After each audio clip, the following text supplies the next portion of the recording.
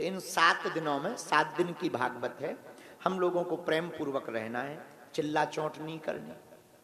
जितने यजमान बने हैं नियम सुन लो कान खोल कर, आंखें भी खोल लेना। पहला नियम, 7 दिन तक फलाहार कर सको तो अच्छा है। शाम को भोजन, दिन में फलाहार, कथा के बाद भोजन। अगर नहीं चल पा रहा है, कुछ ऐसी बीमारी है, दिक्कत है, इतना ही खाना कि कथा में डिस्टर्ब ना होवे दूसरे को। ओके, तुम ज्यादा खा के आओ डिस्टर्ब हो जाए। अब बगल वाला गया, अरे भाई जरा पंखा ले आ, पंखा। तो नहीं पाना तो, पर थोड़ा कम पाना, कोई बीमारी है तो पा लेना। तो पहला नियम अल्पाहारी स्वल्पाहारी रहना। अल्पाहारी रहना, स्वल्पाहारी ना रहो तो अल्पाहारी रहना, थोड़ा कम पाना। अच्छा, दुनिया में जितने भी लोग मरे आज तक, ज्यादा खा के मरे, कम खा के कोई मरता ही नहीं। थोड़ा भोजन करना। 7 दिन में पहला नियम ये है। दूसरा नियम, क्रोध तो वैसे जिंदगी में कभी नहीं करना चाहिए, पर 7 दिन तो छोड़ ही देना। दुश्मन भी आ जाए, कोई धक्का भी दे दे, कोई आगे भी बैठ जाए, आरती में न तुम्हें चढ़ने मिले, गुरुजी भी ना मिले, तो 7 दिन दिमाग खराब नहीं करना, बैठे। तीसरा नियम, जितने भी लोग कथा सुन रहे सबके लिए, तीसरा नियम, हो सके तो भूमि पर शयन करें, पर व्यवस्था नहीं है तो फिर ठीक है, बिस्तर चलेगा। ब्रह्मचर्य का पालन करें।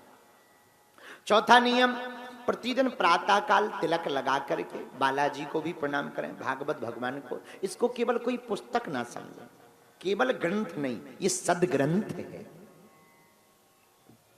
भागवत के अक्षर अक्षर में हमारे श्याम की श्याम लता समाई हुई है। भागवत के अक्षर अक्षर में हमारे श्याम की श्याम लता समाई। तो ये केवल ग्रंथ नहीं है, सदग्रंथ है। रोज पूजन करें, कल्प वृक्ष मान करके बैठे कि कल्प वृक्ष की शरण में बैठे, गोविंद की शरण में बैठे। चौथा नियम, कथा सुनने वालों का चौथा नियम है कि कथा में पहले आ जाएं और सबसे बाद में जाएं, ताकि तुम्हारे कारण दूसरे श्रोता को डिस्टर्ब ना हो और व्यास जी को डिस्टर्ब ना हो। 5वां नियम, झूठ ना बोले। वैसे तो कभी ना बोले, पर कम से कम 7 दिन तो ना बोलो, तो झूठ ना बोले। और हो सके तो इन दिनों में कम बोले, नाम जप ज्यादा करें, भजन ज्यादा करें, 12 अक्षर मंत्र का जप करें, गुरु मंत्र का जप करें, बागेश ओम बागेश्वराय नमः, इस मंत्र का जाप करें। 5वां नियम, मस्तक पर तिलक लगावे, सूर्य भगवान को अर्घ्य देवे। 6वां नियम, कथा श्रवण करने का। जो कथा में कहा जाए और जो बढ़िया बात लगे उसे लिख लें, या रात को जावे उसको नोट करके उसे आत्मसात करें और उस बात पर चलने की कोशिश करें। एक दिन के लिए ना सही, हम कहते पूरे 7 दिन का ना लिख पाओ तो 7 दिन में 1 दिन का, और 1 दिन का ना लिख पाओ तो 1 दिन की कथा में 1 घंटे का, 1 घंटे की कथा का ना लिख पाओ तो हम तो कहते 1 सूत्र लिख लेना, वही लेके जाना कि बस हमने ये सूत्र 7 दिन का सीख लिया, अब पहले इस पे चलेंगे फिर अपने जीवन को बदलेंगे। और अंतिम नियम, जितने भी लोग दिखाई देवे इन 7 दिनों तक उनमें ठाकुर जी को समझना कि ये ठाकुर जी हैं। माताओं बहनों में श्री प्रियाजू श्री किशोरी जू हैं, ऐसा मानकर प्रणाम करना। और मौन रह करके ये 7 दिन का अनुष्ठान हम लोग आज से करेंगे।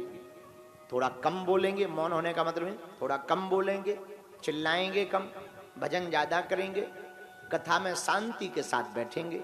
हम भरोसे के साथ कह सकते हैं, धन्या भागवतीर वार्ता प्रेत पीड़ा विनाशनी।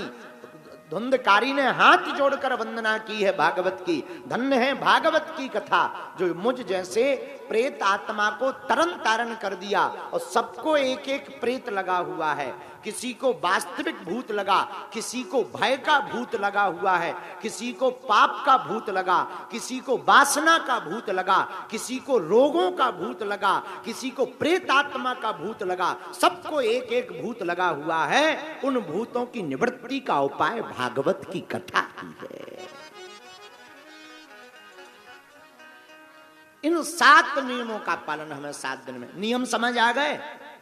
कम बोलना, कम खाना, जमीन पर सोना, भजन ज्यादा करना, कथा को आत्मसात करना, ज्यादातर मौन रहना, भजन ज्यादा करना, कथा के पहले बैठना, कथा के बाद में जाना, और सब में गोविंद और श्री प्रियाजू किशोरी जू के दर्शन करना।